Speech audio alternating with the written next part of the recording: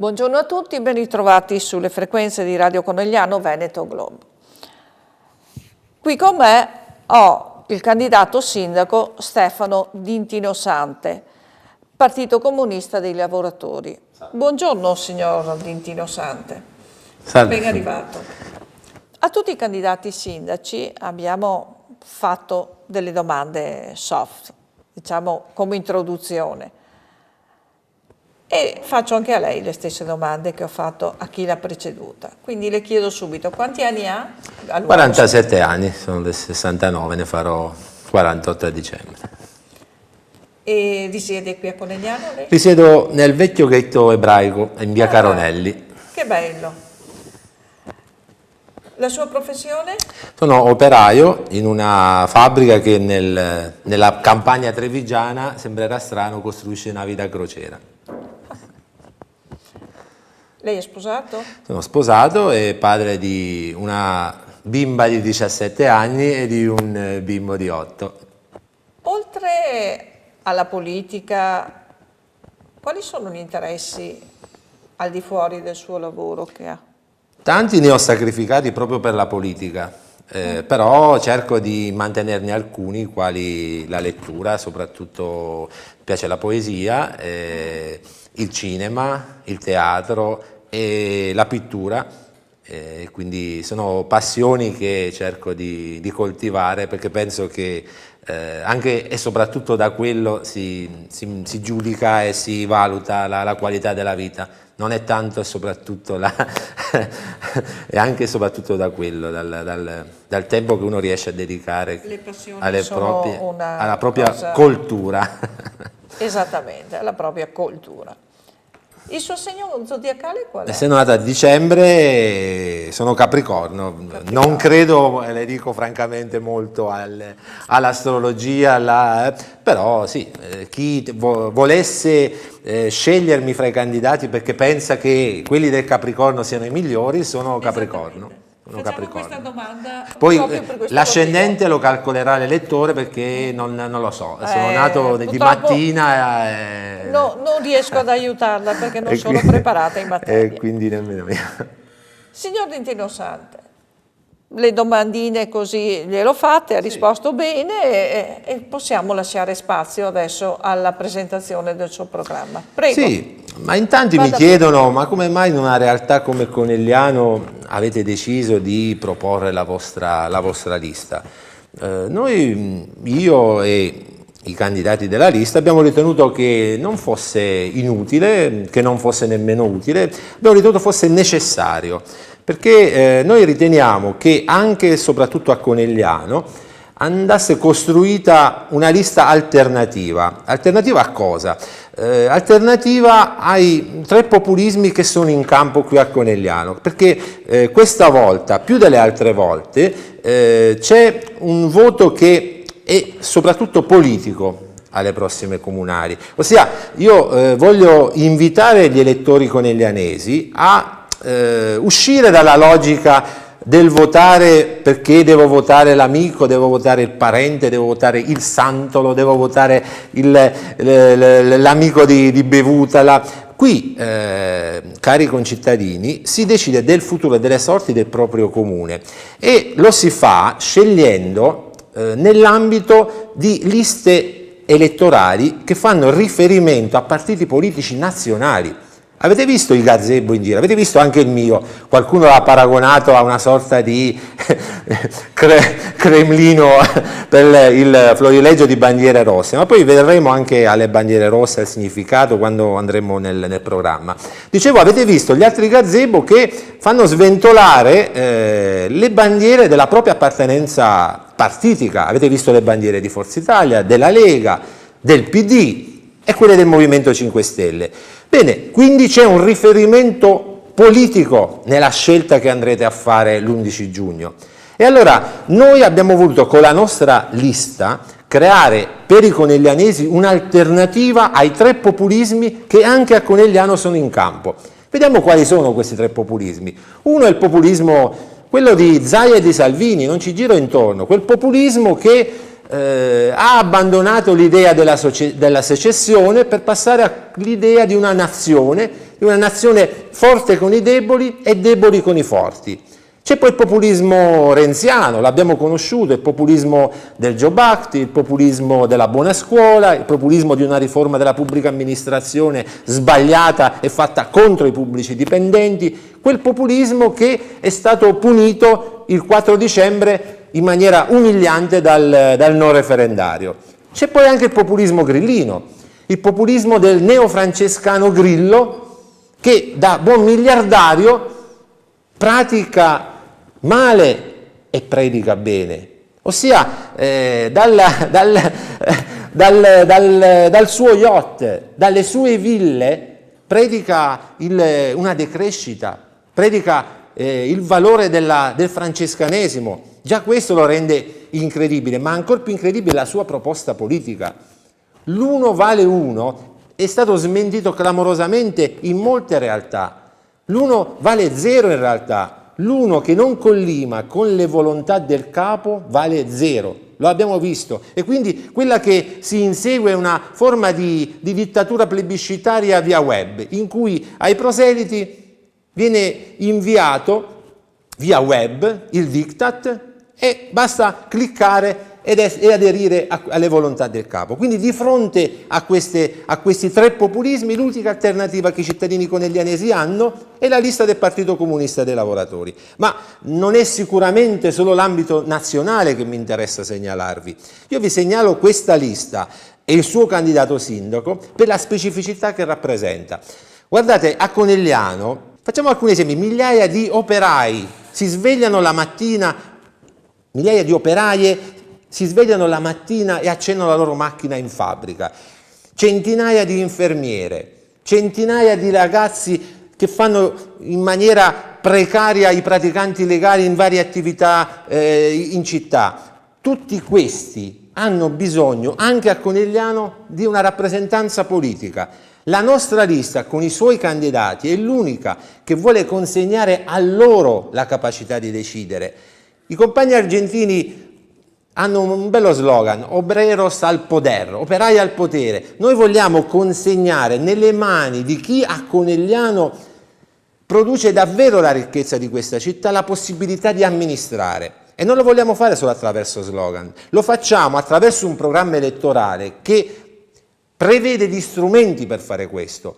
Noi come primo punto abbiamo previsto che ogni quartiere e ogni frazione di Conegliano avrà una propria chiamiamola consulta cittadina popolare, in cui i cittadini in maniera diretta, senza passare attraverso il consigliere di turno, ma nelle stesse consulte cittadine popolari presenti nei quartieri e nelle frazioni, saranno loro a determinare le scelte di politica di bilancio, le scelte amministrative nel campo della viabilità, saranno loro direttamente, senza mediazione, a poter decidere i destini della propria città.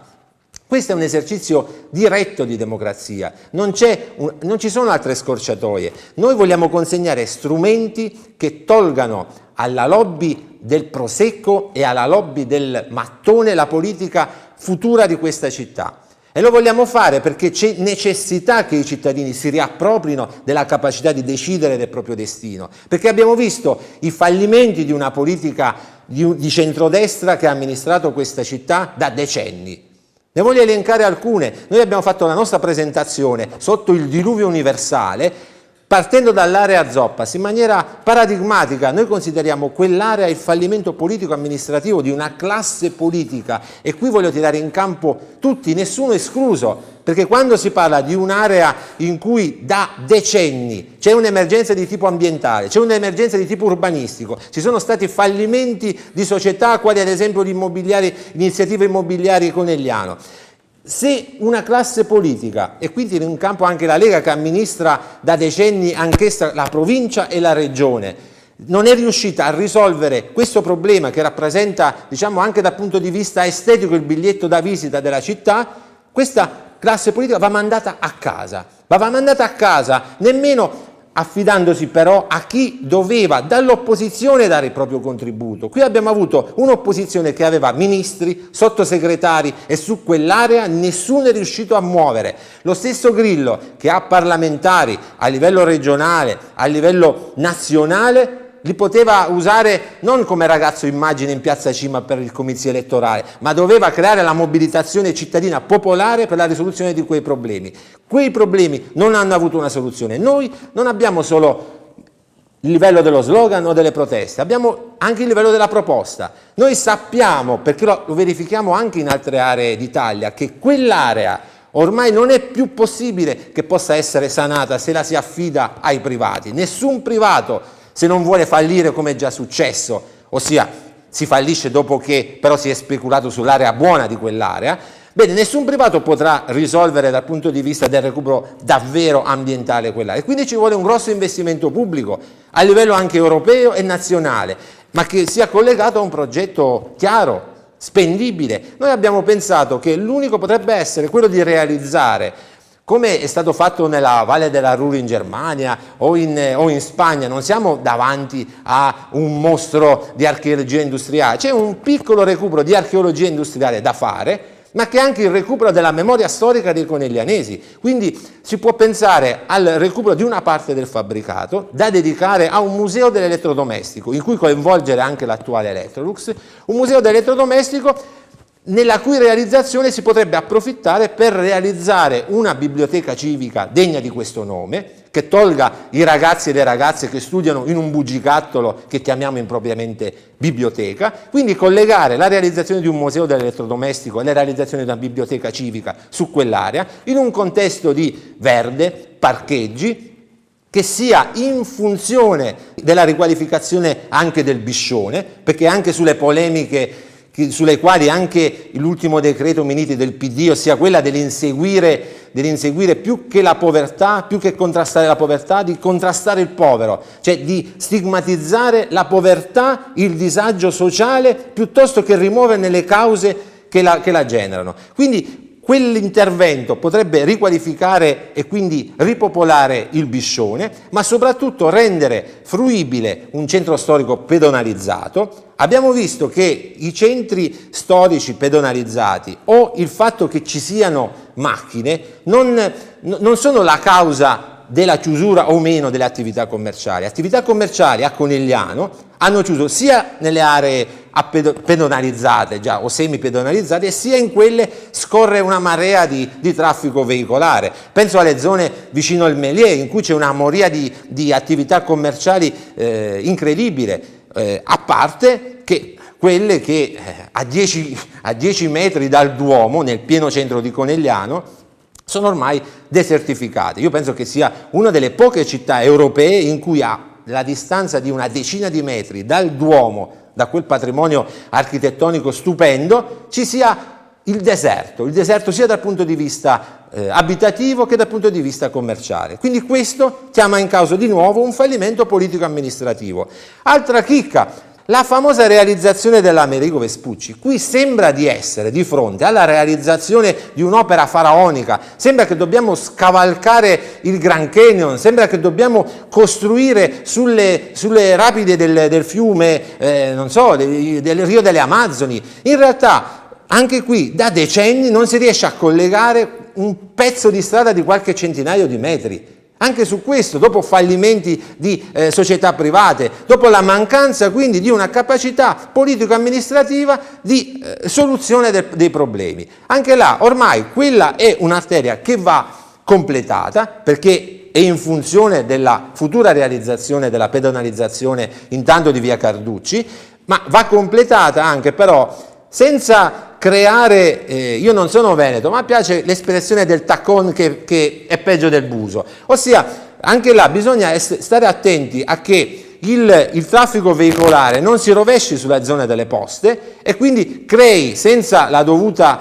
dovuto adeguamento della viabilità in quella zona un disagio ancor più grosso ai residenti. Quindi bisognerà pensare sicuramente a una limitazione di alcuni veicoli, di alcuni tipi di veicoli su quell'arteria, altrimenti si andrà davvero a creare un disagio. Guardate, io sono alla fine del mio intervento, spero di essere stato chiaro su alcuni punti, ma avrete modo di incontrarmi perché io non sono un candidato sindaco da salotto, io avete visto sono un candidato sindaco da marciapiede, sono un candidato sindaco che tutte le mattine, come voi, si alza per andare in fabbrica a lavorare e quindi questa non è una deriva populistica anche mia, questo è un appello a che i cittadini di Conegliano possano sentire il voto alla lista del Partito Comunista dei Lavoratori non come un voto inutile, non come un voto di testimonianza. Il voto alla lista del Partito Comunista dei Lavoratori deve essere per le lavoratrici, per i lavoratori, per i giovani, per i precari un voto necessario. Non possiamo consegnarci al mondo soltanto come la città del Prosecco. Chiudo davvero sul Prosecco perché perché temono le conseguenze di essere impopolari. Allora sul Prosecco io ho avuto una posizione molto chiara.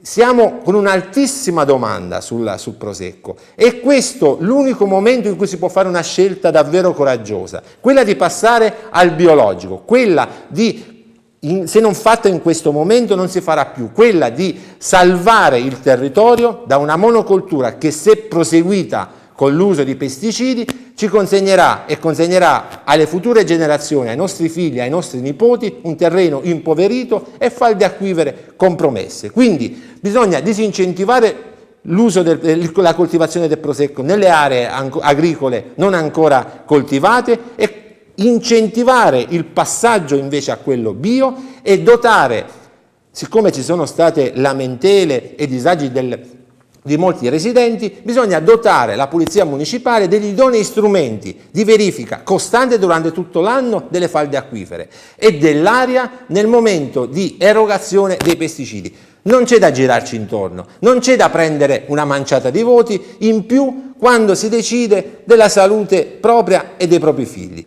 Un appello finale, avete la possibilità di decidere voi del vostro futuro e non la solita lobby del Prosecco e del mattone. Un voto di coraggio è quello che vi chiedo. Signor Nintino Sante, noi la ringraziamo per la ringrazio voi, per ringrazio la dello spazio partecipazione democratico che questa radio mi ha sempre riconosciuto e vi ringrazio a nome di tutti i candidati della lista. Benissimo, allora salutiamo assieme i nostri ascoltatori, buongiorno a tutti, da Carmen Morandin vi auguro una buona giornata. Salve, hasta la vittoria.